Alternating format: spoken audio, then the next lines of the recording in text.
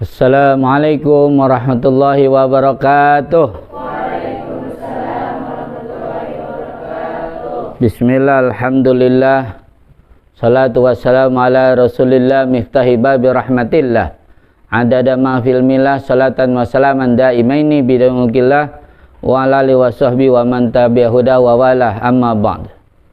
Apa kabar pencinta dan pemirsa Istana Ilmu Sabir Rahim di mana saja berada? Semoga saudara-saudariku sekalian beserta keluarga, semoga selalu Allah anugerahkan nikmat sehat wal afiat, panjang umur serta rezeki yang berlimpah lagi berkah, amin ya rabbal alamin. Pada pertemuan yang berbahagia dan barakah ini saya akan menjelaskan sebuah syair yang berisi nasihat yang indah dari kitab Maraqil Ubudiyah Syarah Bidayatul Hidayah, karya dari Syekh Nawawi Al-Bantani, ulama Nusantara yang berasal dari Kampung Tanara, Banten. Ya, nah beliau sangat produktif menulis, di antara karya tulisnya yaitu kitab Maraqil Ubudiyah mensyarahkan kitab Bidayatul Hidayah karya Imam Al-Ghazali. Untuk barokahnya dan maslahatnya mari kita Fatihah dulu. Untuk pengarang kitab Syekh Nawawi Al-Bantani dan juga matannya yakni Bidayatul Hidayah Syekh Imam Al-Ghazali. Larati Imam Al-Ghazali wa Syekh Nawawi Al-Bantani usul mafur Imam Syahima. Nal karim ali darajat fil jannah qasyam lahum fi rahmah bilang barakati man wari masrim fid dunya wal akhirah syallana wa lahumul Fatihah. A'udzubillahi minasyaitonir rajim. Bismillahirrahmanirrahim. Alhamdulillahirabbil alamin arrahmanir rahim maliki yaumiddin. Iyyaka na'budu wa iyyaka nasta'in ihdinas siratal mustaqim siratal ladzina an'amta 'alaihim ghairil maghdubi 'alaihim waladdallin. Amin. Bismillahirrahmanirrahim. Nah, ini adalah latar belakangnya itu cerita tentang Siti Maryam, yang mana Siti Maryam itu diberikan satu karomah, ya, bukan mujizat, karena beliau bukan seorang nabi, tidak ada nabi dari kalangan perempuan. Jadi salah satu karomahnya itu adalah yaitu bisa melahirkan Nabi Allah Isa alaihissalam, ya, tanpa tersentuh oleh lelaki manapun, ya, gitu. Dan Allah meniupkan ruh ke dalam rahim yakni Siti Maryam, ya, kemudian lahirlah Nabi Isa. Nah, tapi orang-orang Nasrani, ya, itu menuduh bahwa Siti Maryam sudah berzina, ya. Nah, sudah melakukan perbuatan serong, ya, karena nggak mungkin lahir anak kalau tidak bergaul dengan lelaki, ya. Nah, itu sedangkan tidak diketahui lakinya siapa, ya, sehingga Siti Maryam, ya, sudah letih melahirkan itu dituding telah berbuat zina, gitu kan, telah melakukan perbuatan serong, ya, perbuatan mesum, ya. Nah, itu karena tidak tahan, ya, akan tuduhan-tuduhan itu, akhirnya Siti Maryam, ya, mencari tempat yang sepi, ya. Nah, itu dia berjalan dengan, ya, tenaga-tenaga sisanya, gitu kan, menjauhi orang-orang yang menuduhnya itu, ya. Nah, sampai akhirnya Siti Maryam beristirahat, ya, di sebuah itu pohon kurma, ya, yang mana kebetulan itu sudah buahnya sudah matang, ya. Nah, itu, dan karena perjalanannya cukup jauh, ya, pasti terasa lapar, ya. Nah, itu kemudian Siti Maryam minta rizki, ya, minta makan kepada Allah Subhanahu wa Ta'ala. Ya Allah, berilah aku makan, ya Allah, saya sedang kelaparan, ya, saat ini. Nah, terus Allah memberikan wahyu, ya. Artinya apa? Ya, Allah berfirmanlah, ya, bukan memberikan wahyu, Allah berfirman kepada Siti Maryam itu, ya. Nah, ada dalam surat apa itu 25, ya, surat Maryam, ya.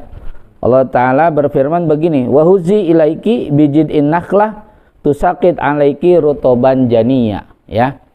Dan goyangkanlah olehmu, ya wahai Maryam, ilaiki ke arahmu bijid'in nahlah, ya akan pohon kurma itu, ya pangkal pohon kurmanya digoyang-goyangkan, ya suruh Allah digoyang-goyangkan, padahal lagi letih-letihnya habis melahirkan, terus perjalanan jauh gitu kan, ya istilahnya menghindarkan diri gitu ya dari ya itu tadi ya orang-orang penuduh zina itu kan.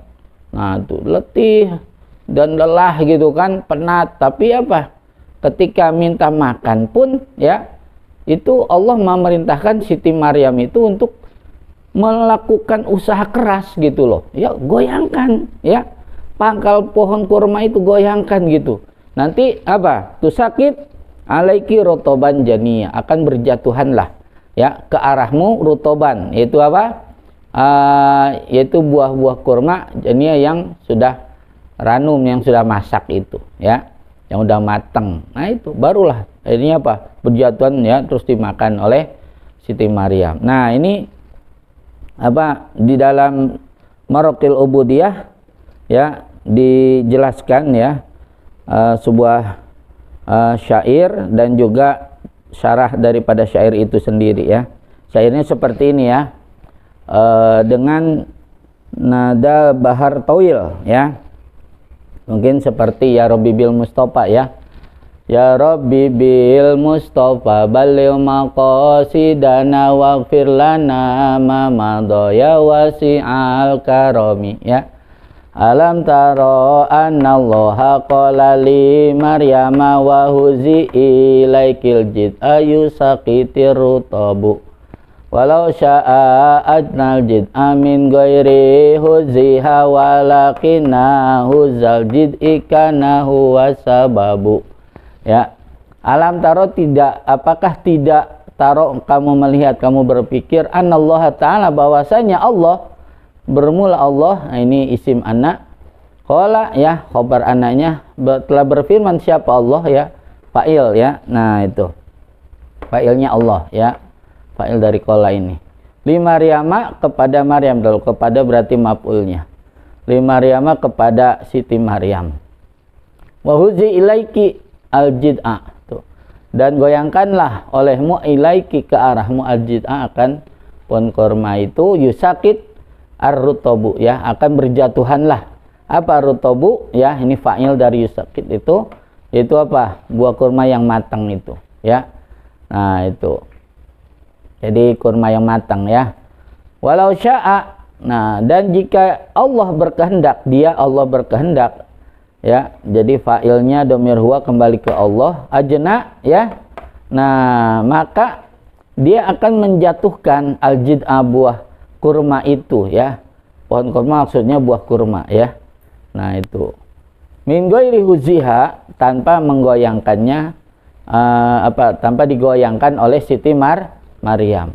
Jadi bisa aja Allah ya dengan kun fayakun ya, ya tahu-tahu berjatuhan aja tanpa digoyangkan oleh Siti Maryam ya. Gampang sekali itu mah bagi Allah gitu kan. Tapi apa, walakinna huzal jid'i, akan tetapi digoyangkannya pohon kurma itu karena wasababu ya, karena adalah itu apa, al-huz ya, penggoyangan itu wasabab, itu menjadi sebab turunnya rezeki buat Siti Maryam. Nah itu, jadi di sini Allah mengajarkan kepada hamba-hambanya ya, nah itu kepada Siti Maryam secara khusus, umumnya kepada kita ya. Jadi dalam segala hal itu butuh sebab ya, nah dan butuh usaha gitu loh ya. Nah itu pengen makan ya harus ada sebab ya. Nah dan juga ada usahanya gitu. Sebabnya apa? Ya dia umpamanya ojek online gitu kan. Nah dia mengantarkan yaitu penumpang, ataupun dia jadi kurir gitu kan. Nah itu ngantarkan barang gitu. Nah itu kan menjadi salah satu sabab datangnya rezeki. Jadi nggak bisa orang pengen rezeki itu ya cuma minta doang gitu loh ya. Pernah dalam sebuah magolah gitu, bahwa Sayyidina Umar itu pernah melihat orang yang kerjaannya di masjid aja ya, ibadah dia sholat, baca Quran, zikir, kemudian dia berdoa, ya Allah marzuqni, ya Allah marzuqni, ya Allah berikan aku rizki. Hayo aja itu, tapi dia nggak mau apa? Nggak mau pergi ke pasar atau dia berladang gitu kan. Nah, atau dia menawarkan jasa manggul apa kayak gitu ya, manggul beras atau apa gitu loh ya. Hayo aja di masjid ya, minta Allah marzuqni ya. Nah, lalu kata Sayyidina Umar, segera kamu ya keluar dari masjid ini, lalu cari sana ya usaha gitu kan. Nah itu, innas sama'a la tumtiru dahaban wala fiddatan, sesungguhnya langit tidak akan menurunkan hujan emas dan hujan perak, nggak mungkin ya. Jadi kamu harus apa? Harus cari duit, ya, usaha gitu loh ya. Nah, apa ngajarlah ataupun yaitu apa mencari kayu bakar ya, atau jadi kuli panggul dan sebagainya gitu ya. Nah itu, atau dagang apa gitu kan ya. Nah itu, jadi itu merupakan apa ya, salah satu sababiyah untuk datangnya rezeki gitu loh ya. Nah itu, begitu juga dalam hal apa? Dalam hal belajar ya. Pengen dapat ilmu ya nggak bisa gitu ya. Kita cuma ngaminin guru doain kita supaya pintar, amin, supaya kita sukses, amin, tapi kitanya nggak mau berusaha gitu loh ya, nggak bisa ya begitu. Atau kita rajin puasa Senin Kemis, rajin tahajud gitu, cuma itu aja ngapalinnya nggak mau ya, ngajinya ogah gitu kan, suka mabal mulu gitu kan. Nah itu ya, jadi nggak rajin gitu mengikuti setiap segmen pengajian gitu kan.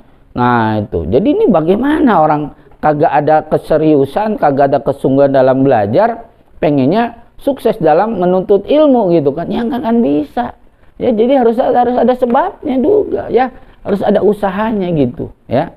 Nah gitu, jadi dalam hal apapun ya, nah itu ya, kita harus apa? Harus melakukan sebab-sebab dan usaha gitu ya, agar apa yang kita inginkan itu ya bisa segera menjadi kenyataan gitu loh ya. Jadi Allah akan memberikan apa? Memberikan jalan-jalannya bagi orang yang sungguh-sungguh kan. Walladzina jahadu fina lanahdiyanahum subulana, orang yang sungguh-sungguh di jalan kami pasti akan kami tunjukkan jalan-jalannya begitu ya.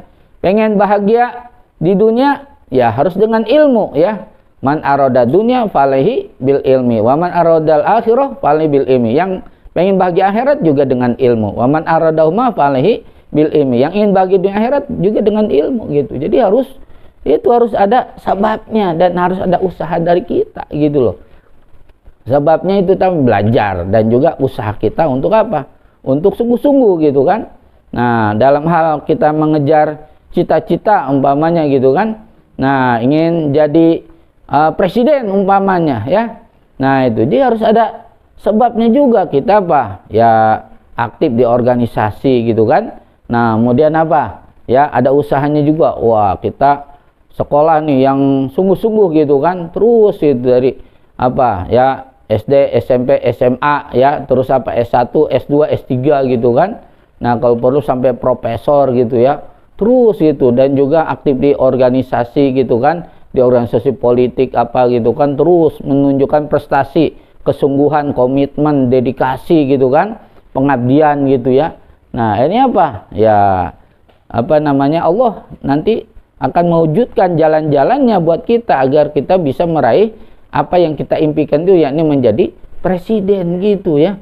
Jadi nggak bisa dengan apa, dengan apa nama, pengen jadi ulama besar tapi apa, molor mulu ngajinya, ya nggak akan bisa gitu ya. Nah itu kerjanya ngobrol aja gitu, ada waktu luang nggak digunakan buat yang manfaat gitu kan. Nah itu buat tiduran gitu kan, atau apa ya, itu kadang-kadang main HP gitu kan, main game dan sebagainya gitu ya. Itu kan nggak akan bisa gitu kita mencapai apa yang kita inginkan gitu. Jadi semuanya itu membutuhkan sebab dan usaha. Nah inilah, jadi kita dari apa namanya, kisah Siti Maryam ya, ya kita ditunjukkan bahwa apa namanya, Allah ini ya ingin ya mengajarkan kepada hambanya gitu ya. Nah sekalipun dia berkuasa gitu loh ya, tanpa usaha juga bisa, tapi kan apa namanya, nggak mendidik gitu ya. Jadi Allah ingin mendidik hambanya. Kalau pengen apa-apa tuh harus usaha dong ya, harus ada sababnya gitu. Likulli syai'in sababa gitu kan. Nah itu jadi harus ada sebabnya dan usaha gitu ya. Nah itu kurang bagaimana ininya ya, hebatnya gitu kan, Siti Maryam kan ya, dapat rezeki dari apa, dari langit ya, makanan untuk apa, untuk musim panas gitu ya, dikasih makanan dari surga yang tumbuh di musim dingin gitu. Pas musim dingin dikasih makanan surga yang tumbuh pada musim panas gitu kan.